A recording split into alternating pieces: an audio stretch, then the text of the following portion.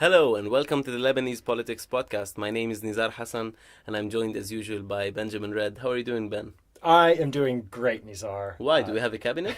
Well, no, not yet. It's the middle of August. I don't think that we're going to be seeing a cabinet soon. It's been 81 days now since 81, was, wow. yeah. So we're getting into that time. But I still feel like we got another month or so left. Which I've heard though there are rumors flying.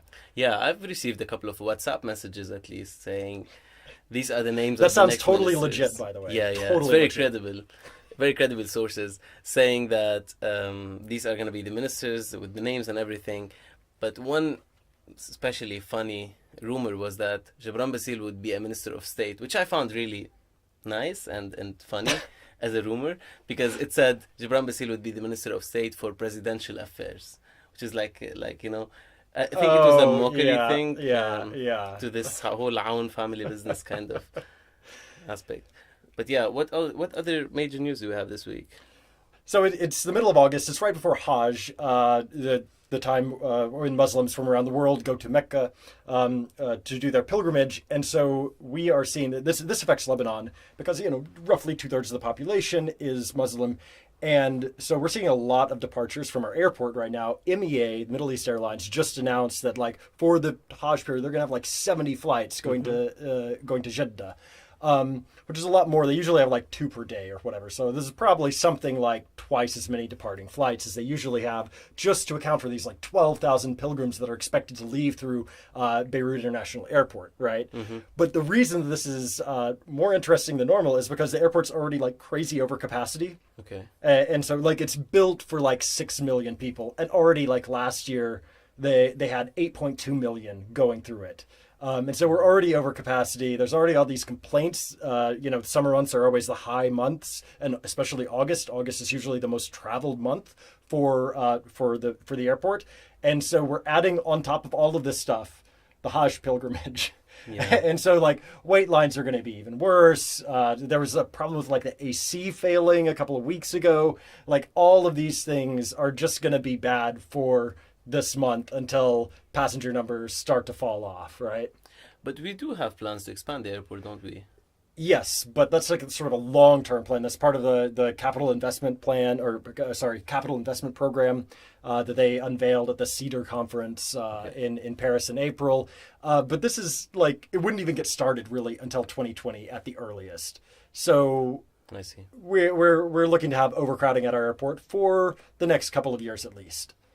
Speaking of departing Lebanon, though, we had our general security head, Abbas Ibrahim, went on a visit to Iran and visited Nizar Zakka, who is a Lebanese guy. He also has a American residency, but he's Lebanese, and he was taken into custody when he was traveled to Iran back in 2015. And it's been sort of a big deal here because his family has really been annoyed and upset that the Lebanese authorities seemingly have not been doing a lot to get him out of Iranian jail, right? And so finally, this is probably the biggest the biggest movement that we've seen on this. Abbas Ibrahim, the head of General Security, actually going and visiting. So we don't know nothing. There was nothing announced that he's going to be released or anything like that. But this is something very significant that he visited and that they announced that he visited, right? But why is Nizar Zakka in Iranian prisons in the first place? They think he's a spy. But he's the guy who's an activist for internet freedom, right? Yeah, exactly. Okay, yeah. Here inside Lebanon, we also had the issue. It came to our attention that the governor of the Baalbek-Hermel province has been receiving death threats. So this is the guy. He was seen as sort of being behind this raid that killed this really big drug lord in the Bekaa Valley last month. It was supposedly Lebanon's Escobar, a guy named Ali Zaid Ismail. And so supposedly the governor has been receiving death threats since then. The head of the ISF and the Interior Ministry reportedly have both urged him to stay away from his own province. And so reportedly he's staying in Beirut, and he occasionally goes back to Baalbek-Hermel, but with heavy security and everything. And so it's just very, very strange that the governor himself does not live in his province, Yeah. We also had I think this is an interesting story. We also had Mireille Aoun, the daughter of Michel Aoun, who we spoke about just last week on this program. She came out and made like a big splash in Al Jumhuriya newspaper. She came out with sort of like this really big interview that did two big things. She blamed Mashnouk, the interior minister, for the naturalization decree mess. You guys will remember there was this naturalization decree for like 400 or so people, and everybody was asking, how did this happen? There was no transparency behind it, and it really caused a lot of consternation amongst the political class. President Aoun himself, received a fair amount of criticism for this. Because he signed the decree. Obviously. Yeah, his name was on it. And so she came out in Al Jumhuriya this week and blamed the interior minister for the entire thing, right? And then she also, the second big thing that she did in this interview was she said that her brother-in-law, Gibran Bassil, the leader of the Free Patriotic Movement, had decided to allow MPs to be ministers in the next government, which is a big announcement. Right? Yeah. We were all expecting it, but this is sort of a big announcement. And so, like, to me, it's very instructive that this is Mireille coming out and saying this.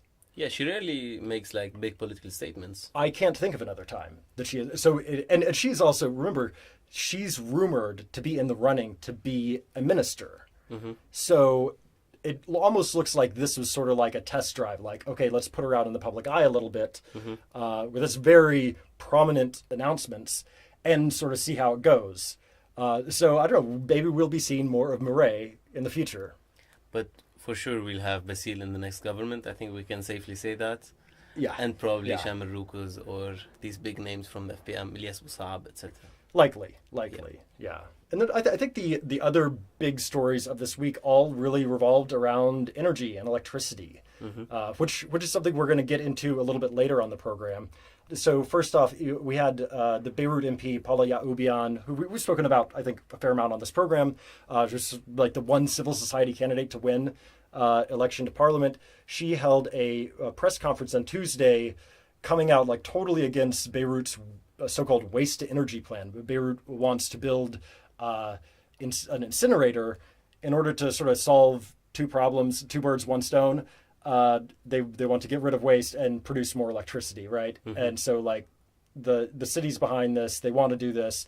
But Paula Ya'oubian came out and said, no, totally against this. It'll be hugely problematic. There are health reasons, a myriad of reasons not to do this. And there was like quite a lot of mobilization, especially online, against it. Like we have to mention. Yeah, this is very much like a cause célèbre, right? Yeah. And becoming more so. The environment itself, I think, in Lebanon has become much more and more politicized since 2015, and the movement related to the garbage crisis. So this kind of accumulates. Right.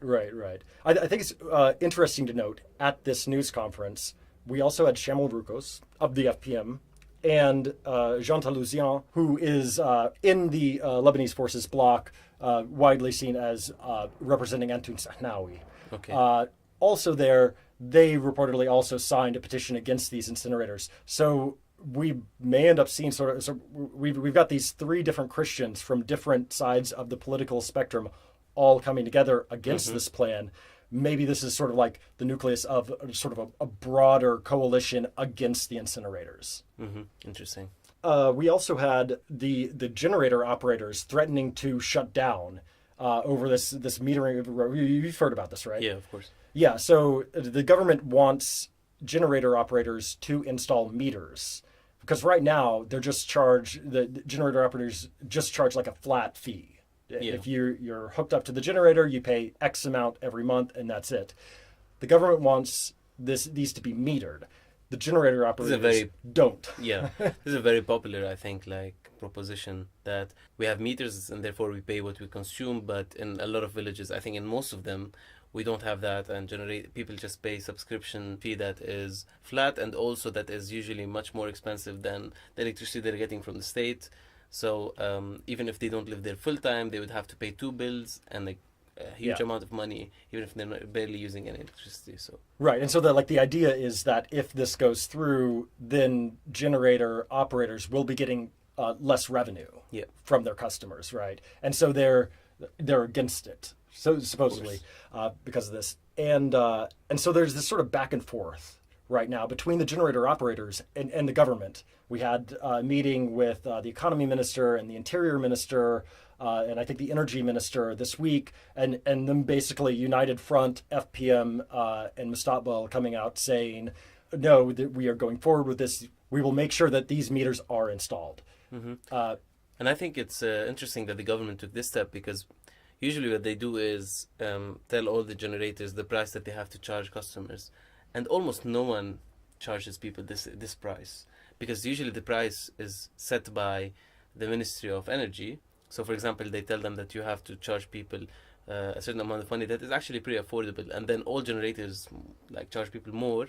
So I think because they could not enforce the prices, now they're saying the only way we can regulate this is because we're already going to houses to collect bills and to check the meters of the electricity company.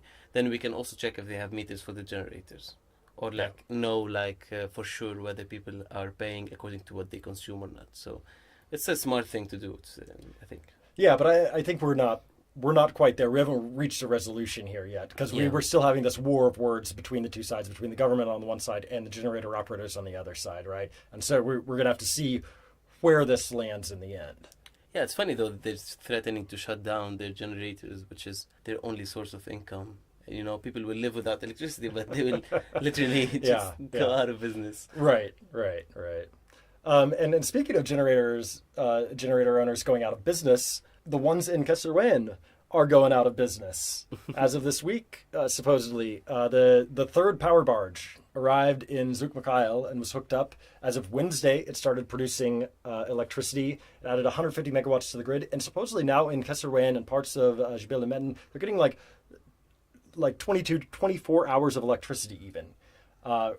Which is really incredible for these residents. And it means if you own a generator there, of course, you're not going to be getting any money as long as this power barge is there, right? Exactly. And I think we should remind our listeners, we talked about this issue in the previous episode, so to know how this whole thing happened and how the barge arrived to Zouk Mikhail in the first place, you can check episode 13. But one of the interesting things about this whole power barge is that it's only adding 150 megawatts to the grid.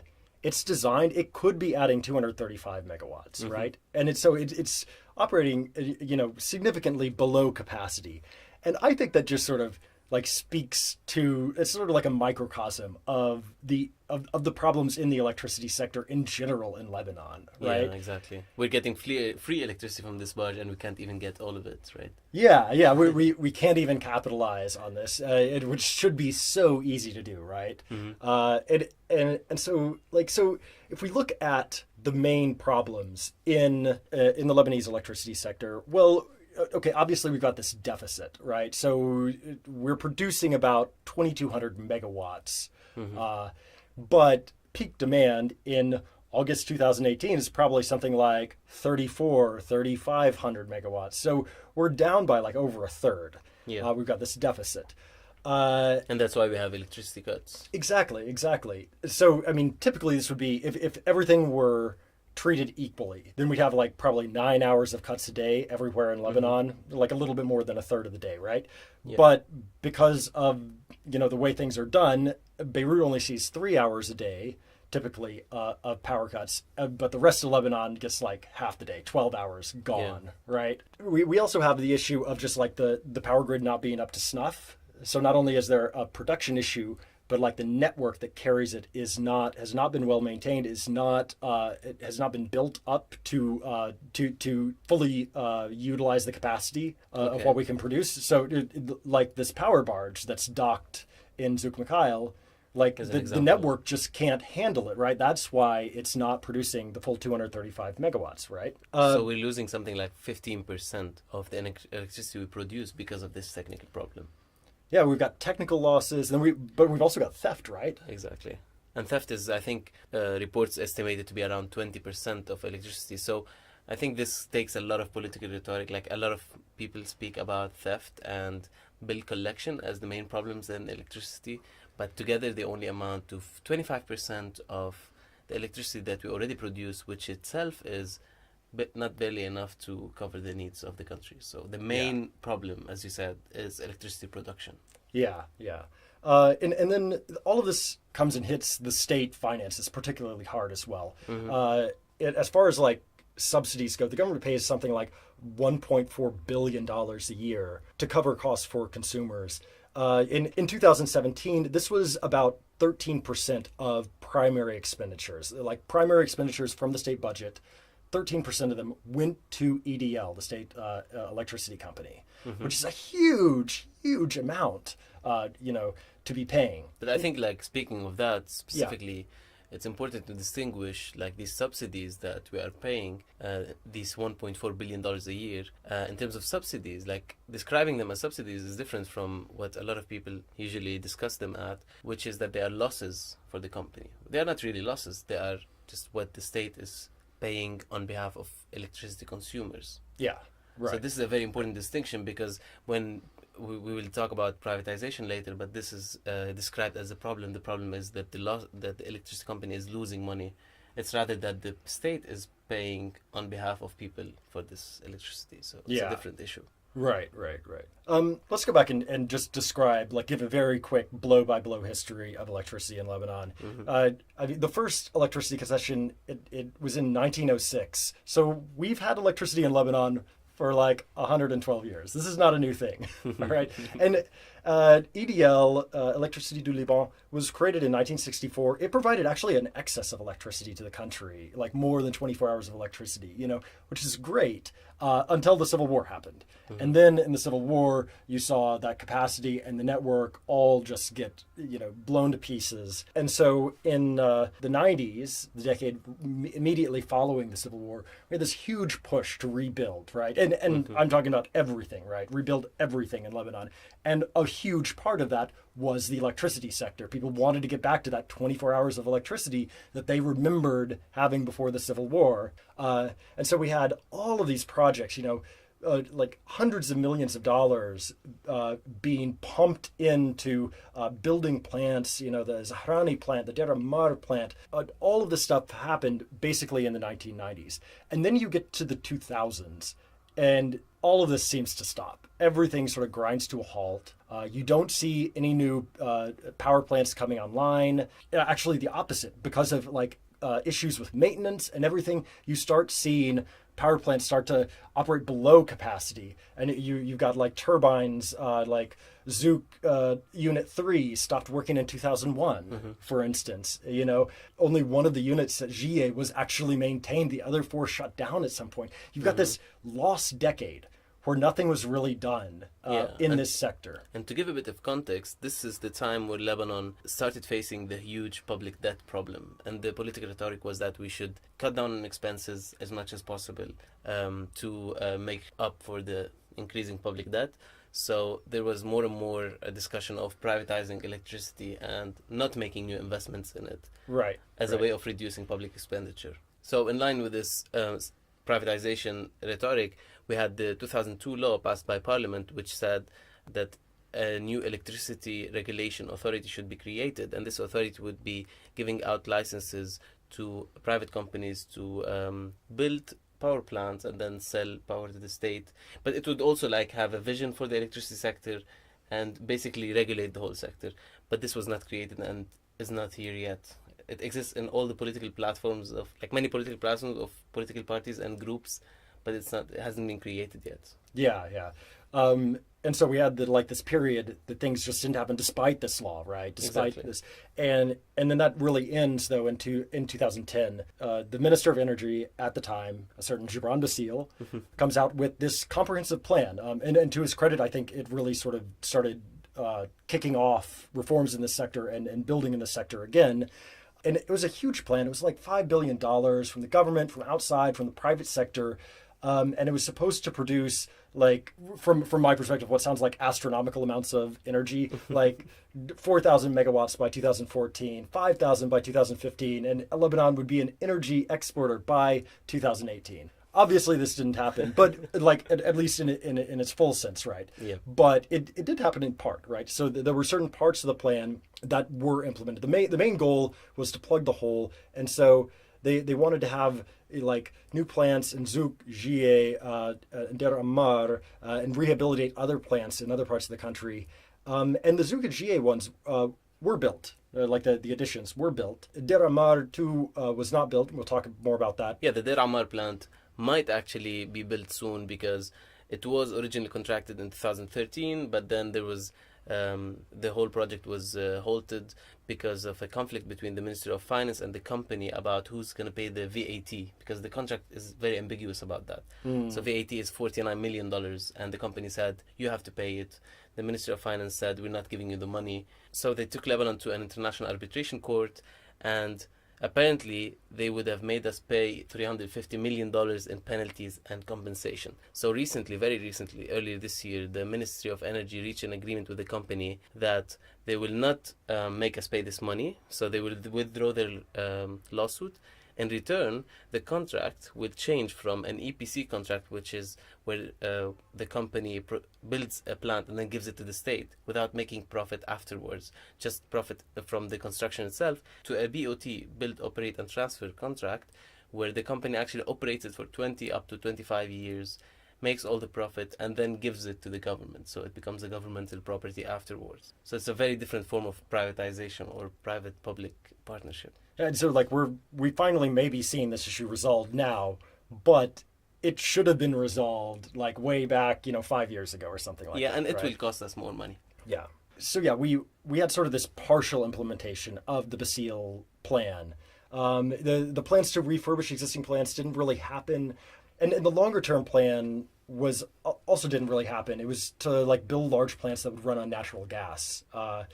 And we don't really know why all of this didn't happen, but obviously it all comes back to the politics. There was some issue with the politics that didn't quite work. And I think that's sort of like the overarching story of the electricity sector in Lebanon, right? Is that the authorities that be, the political powers that be, couldn't agree with each other on how to do things, or who was going to get the contracts, or who was going to make money off of this, right? And so nothing ended up happening, or less than what should have happened, right? Yep. So one of the interesting things about this, though, is that we actually have seen some success in renewables, right?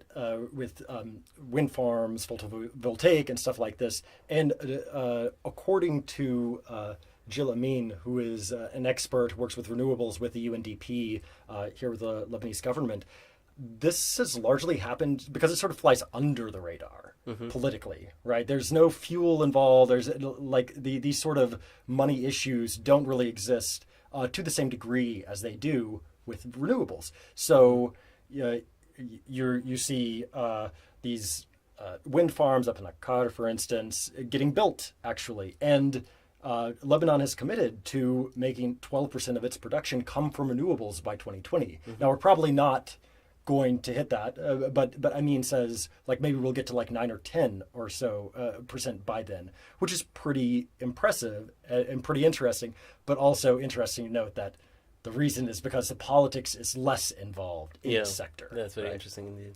So, like, sort of wrapping up then, since 2010, since this whole thing sort of like kicked off again, we've actually seen about 715 megawatts of additional capacity added to the grid. And like half of this is from the power barges. Then another like 40% is from like the new plants at Zouk and Jiyeh, and then like around 10% from upgrades at Deir Ammar and Zahrani. And then in addition to this, in August of last year, Lebanon made a deal with Syria to boost its import capacity to around 300 megawatts. And earlier this year, the Syrian ambassador to Lebanon, Ali Abdel Karim Ali, said that Damascus was ready to up that to 350 megawatts, and said, well, we could even up that to 850 or even 1,000 megawatts, but the network would have to be upgraded in order for that to happen. Yeah. So the interesting thing about this is that we have this potential solution out there that's sitting right next door.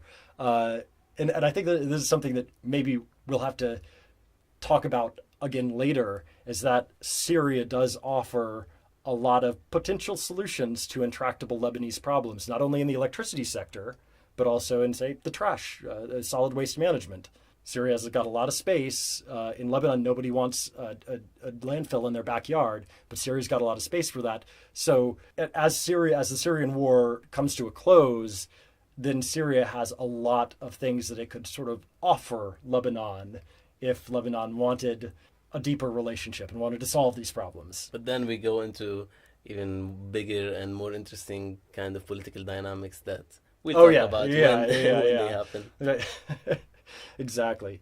So like drawing back, like zooming back out, we have our main issues. On the technical side, we have to increase production, right, by a lot. And then we also need to fix the network, right? The transmission network is not great. And then on the economic side of things, we have to eliminate theft. We have to improve collection, although this is a much smaller problem. And then we have to raise tariffs, right? Because right now it's something like it costs EDL something like 17 cents per kilowatt hour to produce, but it charges like half that. And so these are the subsidies that we talked about. Exactly. So they have to be like reformed. And actually in the 2018 budget, a mechanism was put in place to raise the tariffs, right?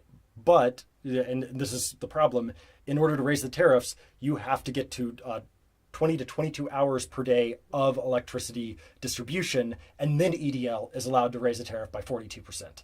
Okay.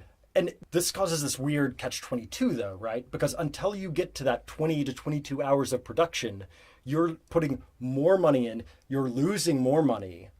Every time you produce more electricity, you're losing all of this extra money. And so it's sort of like a go big or go home type thing, right? Like if you do it piecemeal, things get more expensive and more expensive and more expensive until finally you sort of reach that cliff, and you're able to raise your tariffs, exactly. Right? Yeah, and in the meantime, though, Lebanon's needs for electricity are rising every year, something like 3 to 5%, right? Exactly. And so it seems to me like this sort of piecemeal approach that we've been doing isn't really going to work. What you need to go big, and for that you need a political consensus, right? Yeah, like a real plan that everybody gets behind, not just one minister saying it, but you need a consensus amongst the political class. And I think it makes sense, because if you tell people now that you will charge them more for electricity while they are paying a second bill for the private generators, it makes absolutely no sense, and it's very like politically sensitive to. And this is another issue with this, right? The generator so-called mafia, right? Yeah.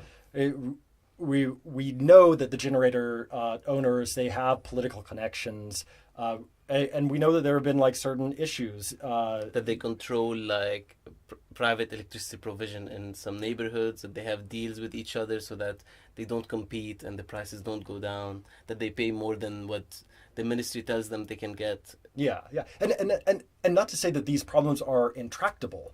I mean, obviously, like we have 24-hour electricity in Kesserwayn reportedly now. So these things can be solved, but it takes political will in order to solve them. Yeah. So how do we actually get to this point? How do we fix things? How do we get everybody on board behind a political plan? What are the ways forward for this? Yeah, this I think is the big question. And often in conversations about solutions for the electricity sector, this political aspect is kind of minimalized, especially when people are talking about privatization as the solution, which is very, very common among establishment political parties, but also among new groups like the political party Sab'a, which has in its platform a plan to privatize electricity production and distribution and introduce market dynamics to the sector as a way of like ending government monopoly, and therefore reducing costs and reducing prices and getting rid of the deficit associated with the sector. So this is a very common kind of assumption that privatizing would actually. Well, I mean, if you look at the history of state involvement in the sector, it hasn't exactly gone swimmingly, right? So why not try the private sector? I hear you, but the issue is that actually the involvement of the private sector itself in the electricity sector in Lebanon has been even more problematic. Because if you look at even good plans like building the Deir Ammar plant, it's a plan that cost us a lot of money and that changed from one point to another because of a VAT problem. And now we have to not only pay more, but also we have to lose the ownership of the plant for 20 years. The private sector is not like a bunch of nice people. It's a bunch of people with profit interests.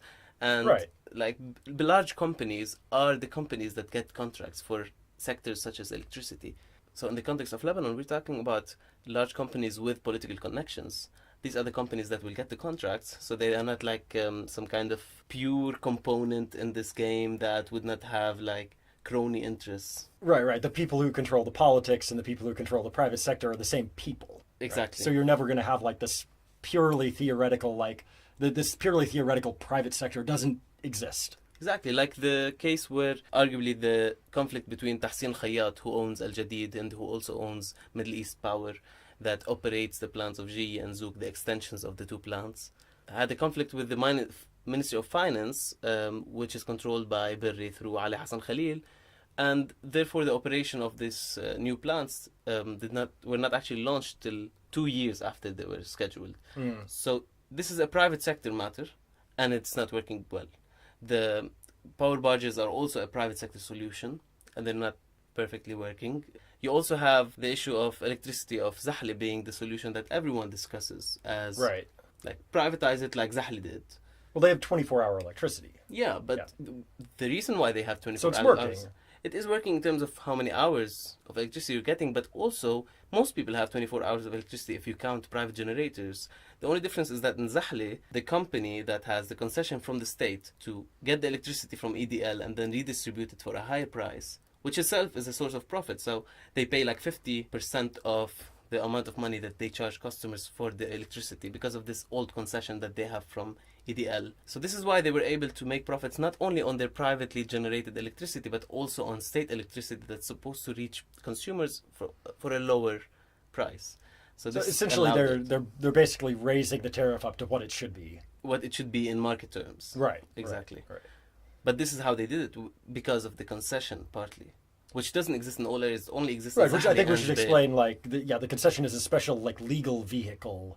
That you're allowed to produce and distribute electricity in certain areas, and there's only 4 of them or 6 of them or something in the entire country. There's a very small number. The real ones are just 2 in Zahle and Jbeil, where companies are able to distribute, to have the monopoly over distribution in their areas. Yeah. We're not counting the Junier Téléphérique concession, right? Yeah. Okay, so if we don't go with a private sector solution, though, how do we fix the public sector one? I think, in my opinion, it's always the same thing. It's the state has to invest in new plants, in better networks, and obviously it will outsource some of these construction and other processes to private sector companies, which is what happens everywhere all the time, because the state does not have the technical capacities or the manpower to actually do this. But the difference is that privatization does not change the basic problems that we talked about today, which is the lack of power generation capacity and the issues with the networks. Privatization does not solve the quality of electricity networks across the country. You need state investment in better electricity networks. At some point, the state has a role to play. Exactly. Regardless of whether you go the private or the public route. Definitely. Right. And especially when you get to politically sensitive things, like, for example, the issue with generators or the issue with electricity theft, which is also often politically covered. How would a private company deal with that? Then you would get into another issue with different private companies being owned by different people and operating within areas where they have political connections to local zaims. And there you get into a new realm of political corruption. And this, I don't think, is what we are looking for. I mean, regardless of which way you go with this, you have to get the political buy-in, right? And that's sort of the major impasse. It's not like, if we just privatized everything would be great, right? Exactly. No, you still need, like you say, the state still has this role, and you need a political consensus to back that role up. Otherwise, everything's just going to go to shit. Yeah. That's the only way we can fix things, if the politicians agree on a solution. Did we just solve the electricity crisis? No, because we're not the politicians. Oh. Well, you not yet. Okay, all right. I think that's all the time we have for this week. I hope that we were able to explain a bit, cut through some of the craziness that's going on in the electricity sector, because there are so many details that can be really overwhelming at times. But I feel like fundamentally it's a pretty easy sector and concept to grasp. The fundamentals are there; they don't really change. We've got this deficit. We need to do X, Y, Z. The reason that we don't do X, Y, Z is because there's no agreement to do X, Y, Z. Exactly. Right? So I hope that came across. And of course, we're going to be back with another topic next week. Until then, I'm Benjamin Red. I'm Nizar Hassan. And this has been the Lebanese Politics Podcast.